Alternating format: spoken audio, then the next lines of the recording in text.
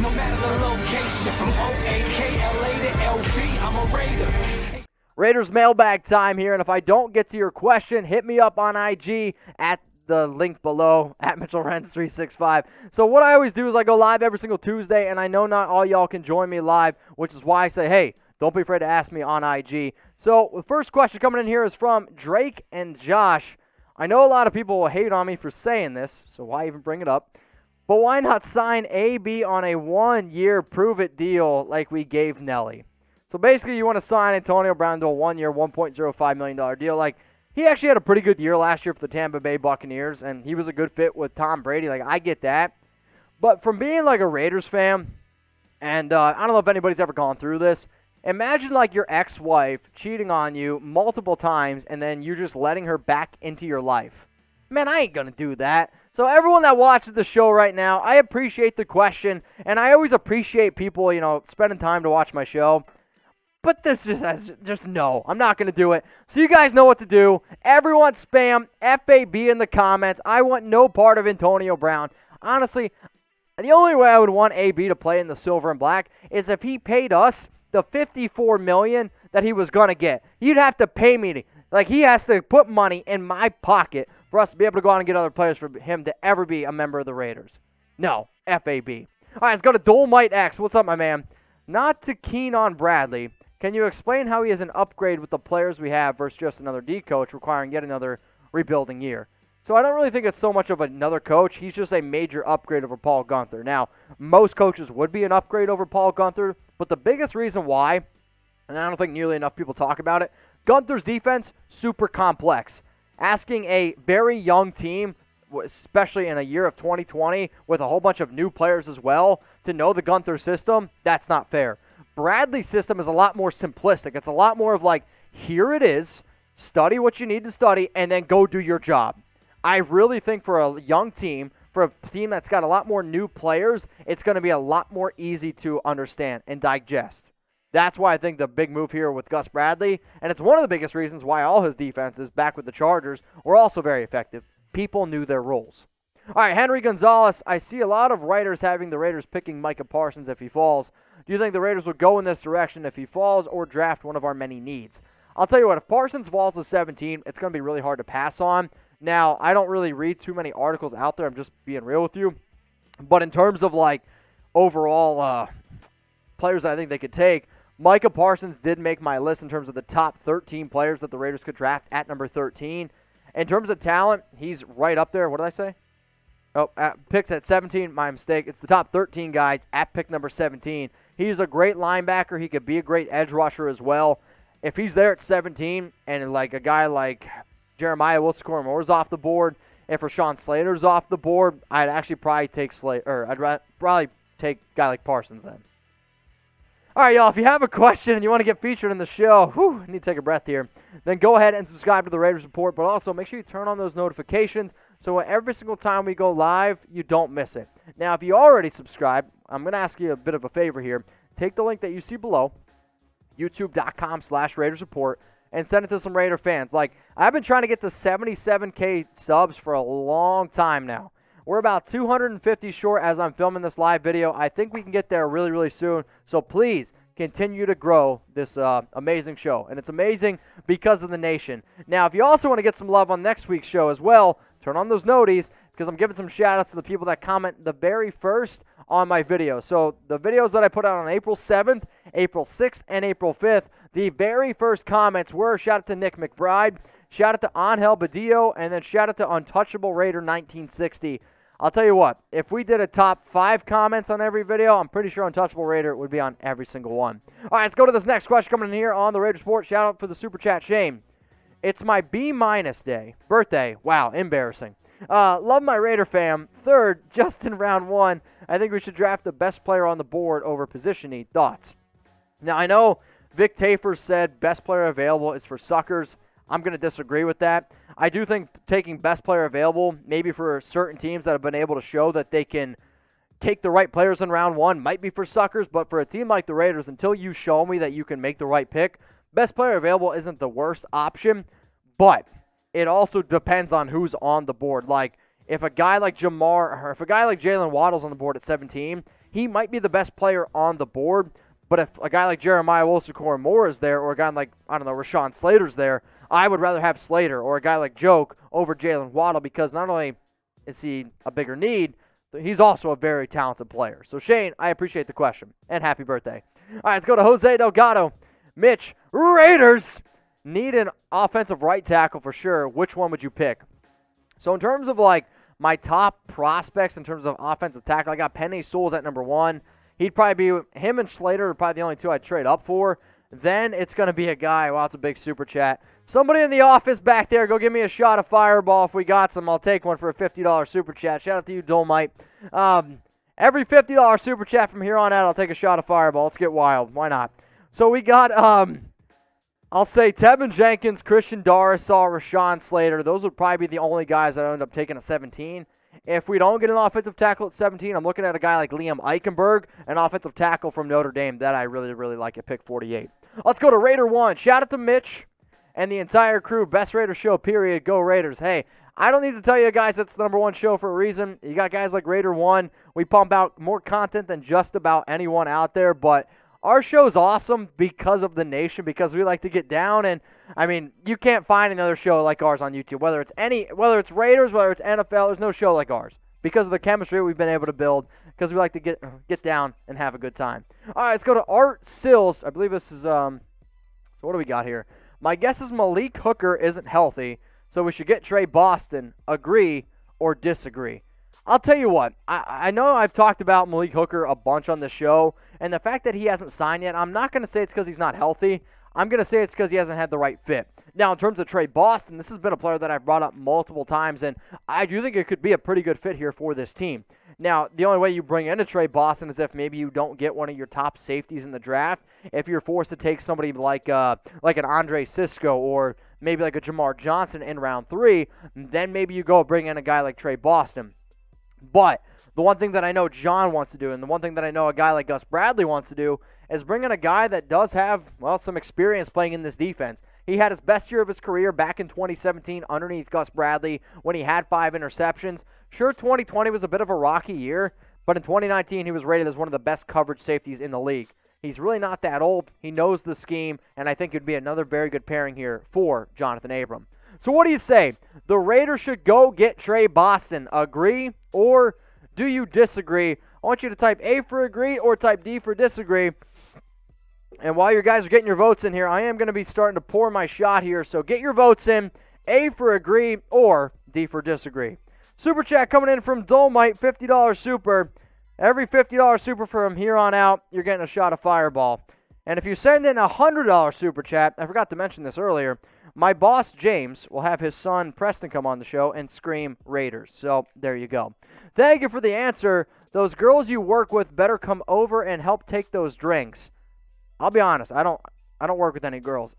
Yes, those other hosts that they think that they have nation channels, they're only okay. So you're saying all the other guys that I work with, I think you're calling them girls, and they need to get on our level. I mean, I'll say this: just because Sam's producing the show, he's one of the better ones we have here. But a guy like Marshall, unless he comes on the show right now and takes a shot, he's a girl. Maybe even a guy like Harrison, girl. Harrison never comes on the show and takes a shot. So shout out to Dolmite X. Cheers to you, and appreciate the $50 super. Raider Nation knows how to get wild. All right, let's go to El Deuterino.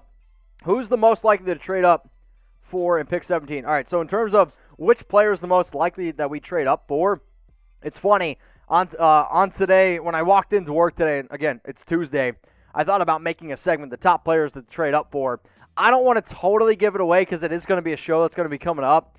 But I do think the top player, for me personally, would be Penei Sewell. When I do come out with the video, I'm going to make a trade idea around trading up for Penei Sewell. Let's go to King J here, Knicks fan. It's a brutal life, my man. Would you trade Carr and 2 first-round picks for pick number 3? I'm going to sit here and say no because Zach Wilson's off the board and then Trevor Lawrence is off the board. So I'm not going to give up Derek Carr and 2 first-round picks for the 3rd pick. Like, who are you going to take? Justin Fields scares me. Mac Jones, I think if you take Mac Jones, you're hoping he turns out to be a quarterback like Derek Carr. So I'm not going to do that. And then Trey Lance, he's a risk, but No, I'm not giving up that type of draft capital for the 3rd overall pick. All right, so let me know, guys. Are you guys in a Raiders Facebook group? So what I'm asking you guys this. If you are in a Raiders Facebook group, I want you to add me. Add me as a friend, and then add me into your group. That way, I can share my articles. Also, I don't know if you guys know this or not, but if you add me as an admin on some of your Raiders groups, I can also go live as well. So, like, on some Raiders groups on Facebook, when the Raiders Report goes live on YouTube, it actually also goes live on some Facebook pages as well. So we also have a Facebook page. It's got over 48,000 likes on it. We post even more content there as well. So I understand some of y'all only know us from YouTube. We also got a Facebook page as well, so keep that in mind. But I'm also on Facebook. I always tell people, like, hey, hit me up on IG. That's where I check my DMs. But if you want more of my Raiders content shared to your Facebook groups, just add me as a friend or add me as an admin, and I'd be more than happy to share. But are you in a Facebook group for Around the Raiders? Y for yes or N for no. All right, y'all, I want you to join the Raiders Report family. Please subscribe. Let's get to 77,000 subscribers. I've been pushing for this number for a while, and I'm always telling people, hey, subscribe, do this, do that. I understand it's the off season. But here's the thing, like this is how I pay my bills. This is how I put food on my table, clothes on my back. This is how I support my family. And if I tell people subscribe, that helps me out pay my rent. Like, I do that because I'm just being real with y'all. And I know realistically, this number might surprise you. It's like 42% of the people that watch all of my videos here, they aren't subscribed. So if I could turn those 42% into subscribers, y'all could probably get 2 Raiders videos a day. Instead of just 1, we could go to 2 videos, and I'm hoping there's a day where we go to 3 videos a day. That'd be pretty awesome to me. All right, let's go to Rogers the Iceman Smith Jr. Appreciate the super. Just call me Iceman. Love the show. Keep grinding. As I say your entire name, the Iceman. It reminds me of the movie The Little Giants, where it's like Becky the Icebox O'Shea. They just call it the Icebox. Got it. All right, let's go to Nicholas Perkins. Just call me Perkins. Thoughts on drafting Rondale Moore if he falls to 48? Rondale Moore is a fun wide receiver, and he's a pretty interesting prospect from Purdue. He's like 5'9", 190 pounds. He is a phenomenal athlete, okay? However, I don't really think, Dolmite, I don't really think that the Raiders need another, we'll say, undersized receiver. Is he spectacular in terms of an athlete? Yes, absolutely. But I'm just not going to go that route. He might not be on the board. Personally, I think he could go a little bit earlier, but I like the idea.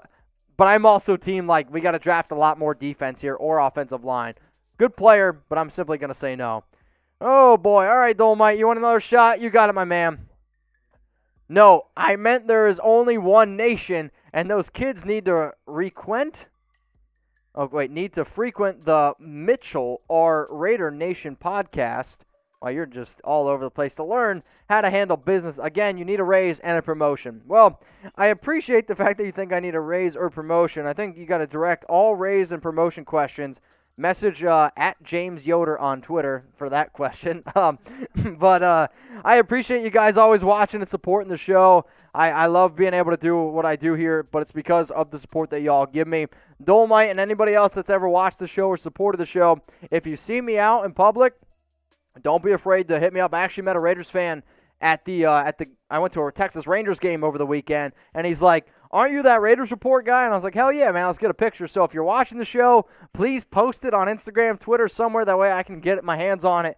But I know Raider Nation spreads far and wide, and I appreciate everyone that always watches. So, all right, let's go to the next one here. And again, Dolmite X, cheers to you. All right, we got, what do you think about Kellen Mond? I think Kellen Mond is not going to be a good NFL quarterback. Like, if you want to put him on a football team to be like a gadget quarterback here and there, fine. But I'm also in the field of, why am I going to take Derek Carr off the field for Kellen Mond? Like, Kellen Mond is not as good. He's not even going to be close to a guy like Marcus Mariota. And the fact that we saw when Derek was healthy, they didn't bring Mariota on the field. Why? Because Derek gives you the best chance to win basically 100% of the time. Kellen Mond's not going to be a good quarterback. I don't care what anybody says out there. If you rely on Mond to be your starter, you're going to be greatly disappointed.